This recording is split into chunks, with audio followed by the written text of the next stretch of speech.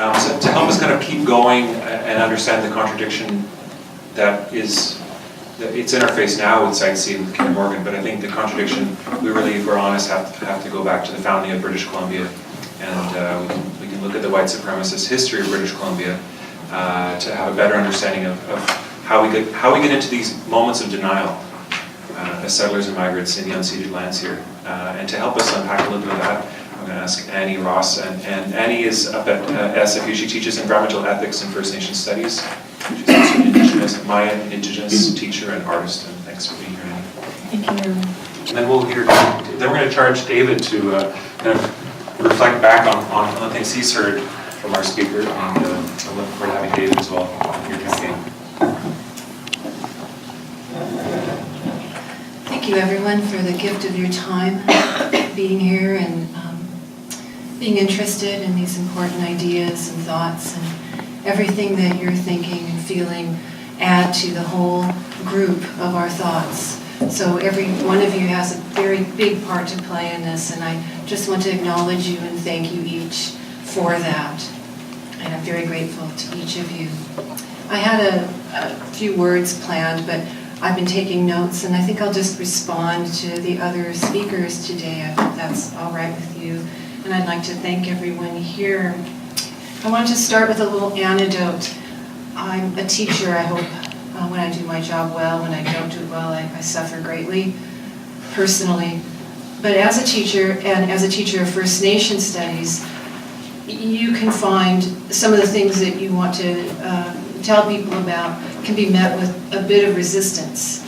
So, for example, speaking about the plan for extermination of the buffalo at the mid-19th century, and I'll have students say, "Oh, you're making that up. That never happened."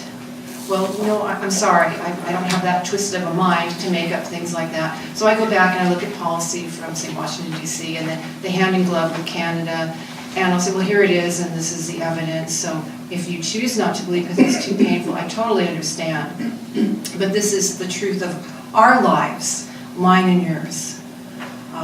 And so now what? And we can hold that together. And I think so many of the things we're talking about today are like that because they're so difficult. The threats to our precious democracy, to precious justice really is what we mean. And what do we do in that? And there's quite a lot. In my dark days of teaching, which happen, once a week maybe, sad and true, I will sometimes turn on Noam Chomsky on YouTube just to say, okay, here's somebody who's saying something that maybe no one else believes, or someone else like the president to the south of us doesn't believe or understand, but he still goes. And actually this is something that's not really just about me, it's about you. Because you're all teachers. And one of the big things you can do for your friends and your loved ones and people that don't like you is to try to teach them. Because how are we going to know? I mean, the newspapers have let us down, radio's let us down. I'm sorry, I mean, there's some exceptions, but not a whole lot. So the best thing you can do is to be a teacher. And people say, and something happens to me a lot, happens to elders, happens to activists that get arrested, or people tell you to shut up. And I'm stupid. I'm the stupid one at my university. I'm the ignorant one. I'm the fool. I'm the buffoon. And that's okay. Okay, I'll be that, but I still have to do my job. So the other thing you can do is rise above any kind of insults or any kinds of things that would take away your hope and the power that is you. We talk about being silenced by our governments, and that's very real around the world because people die. But that happens in subtler ways in our so-called democracies. And the only thing I say to myself, and I don't know if this would work for you, I hope it does, is free will is given by the Creator in my world. It's not given by man, it's not given by politicians. So where we go from here is free will. It's bigger than what we're taught often. So Chomsky continues to be kind of a calming influence for me, and David, you as well, and everyone here as well, because there's so much that we can do. One of my main focus of interest was the nuclear bomb and its finding on indigenous lands in the American Southwest, and we have the uranium mine here in Canada. And one thing that I used to talk about then was omnicide. It was this new word, and it was just going to be included in a dictionary, and people were fighting about it, saying, oh, there's no such thing. It's like, well, yes, the nuclear bomb kills everything. Maybe not concrete, but it kills everything in its path. It has no discrimination. It's not going to go after one race of people or one religious group. It's going to kill everything to the smallest ant. And psychosis. It's a new kind of a terror, and in the United States, we say the greatest minds invented the nuclear bomb. But what is it? It's a killing machine. So we have to be careful when we say what are our great minds. But now we see industry and extractive industries that we're really talking about when we talk about democracy. So the tar sands, Site C, it's destroying everything. It's going to wipe it all out. And what it's wiping out is our ability to sustain our farmlands, to sustain our water, to sustain our food. And I laugh when politicians talk about national security or homeland security. They really should be talking about the air and the water and our food and all living beings. That's our true security. That's our true us. And that's something we all belong to. That's what we are in this world. When I think about students I have and people I've known throughout time, and I have to think about the work of who's, like you were talking about unions. So unions, I understand the need to make money. I totally understand that. And you say, well, but what's different now? And what's different now is the machines are so efficient. They are doing their work with such a voracious appetite that we cannot reconfigure the commons to keep up with the amount of consumption. That's a huge difference that I'd like to hear as part of our national discourse. Does everyone know what I mean by that?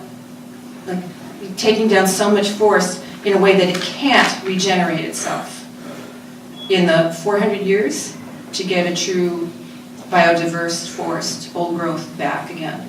It's just simply disappearing faster than it can come back. And that's definitely true for tar sands. That'll be true for farmland in Site C and for the fish who rely on the confluence of those rivers. The Mount Holly mine disaster, which was at the womb of Mother Earth, how long for that to regenerate? And that's what we call economy, but it's not, it's dispossession.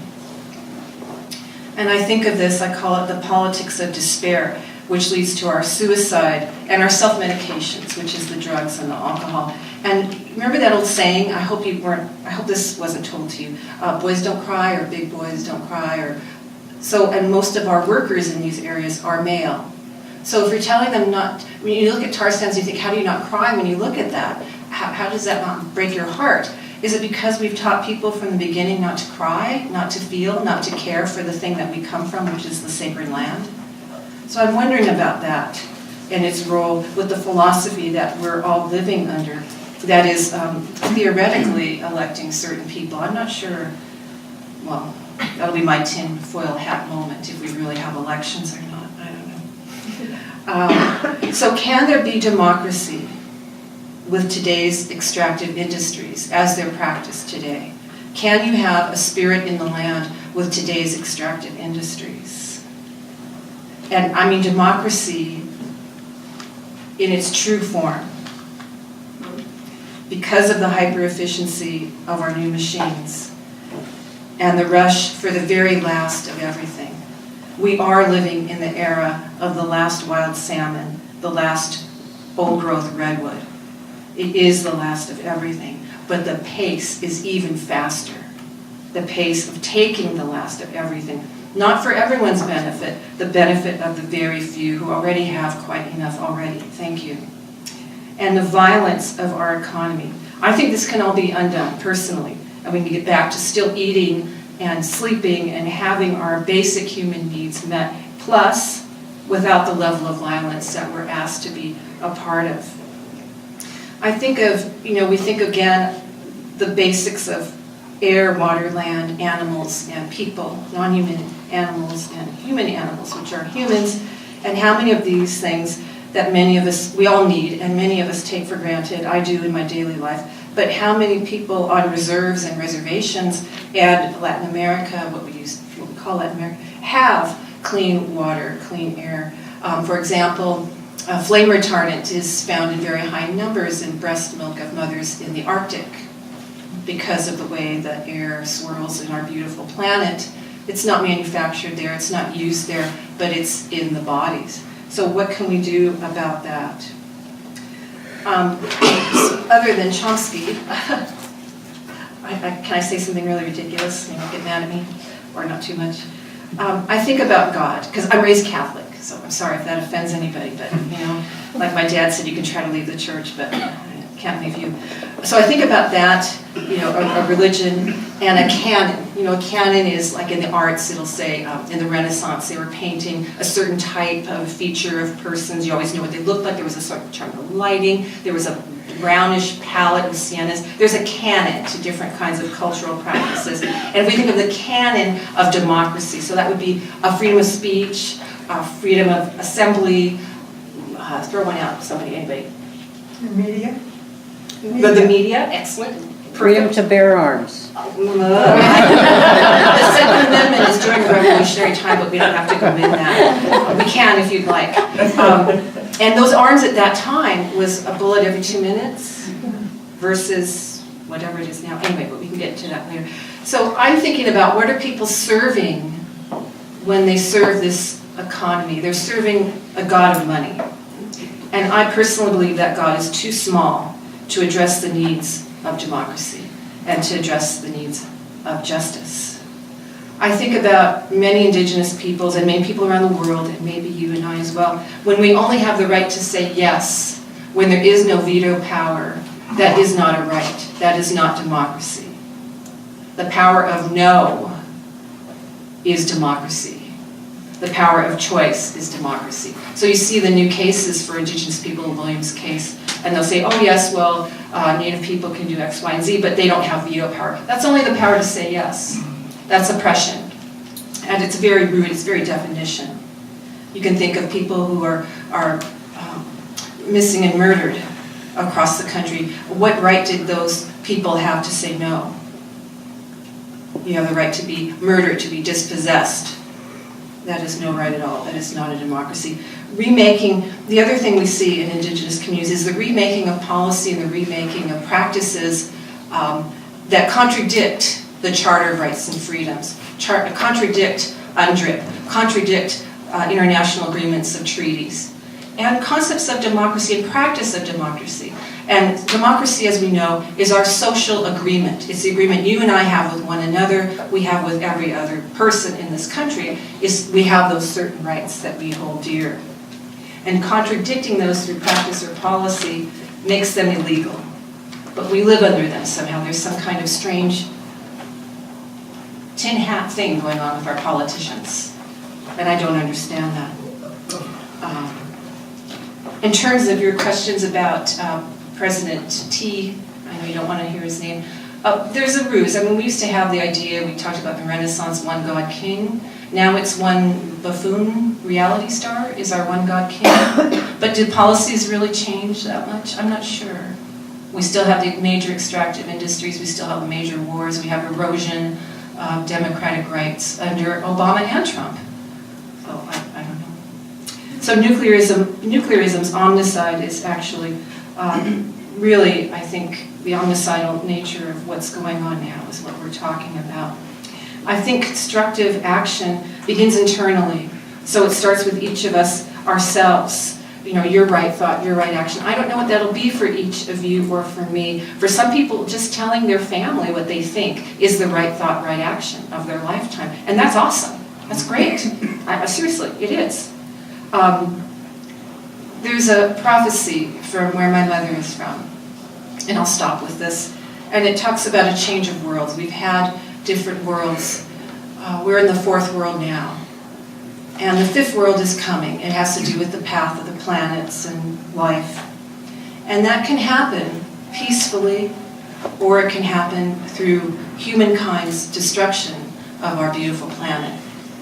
I'm praying for and thinking for and hopefully working for a change that happens through peace and through striving for justice. Because I don't want the other to happen. I don't want the world to be destroyed, and I don't want to have any more part in that destruction than I have to stay alive. So these processes happen every day. They happen and they start with our thinking, they start with our meaning, and they go from there. And you can be as creative as you'd like to be in manifesting that as we go through this change of worlds together. That can end up in a more just, more inclusive, sustainable planet. So thank you.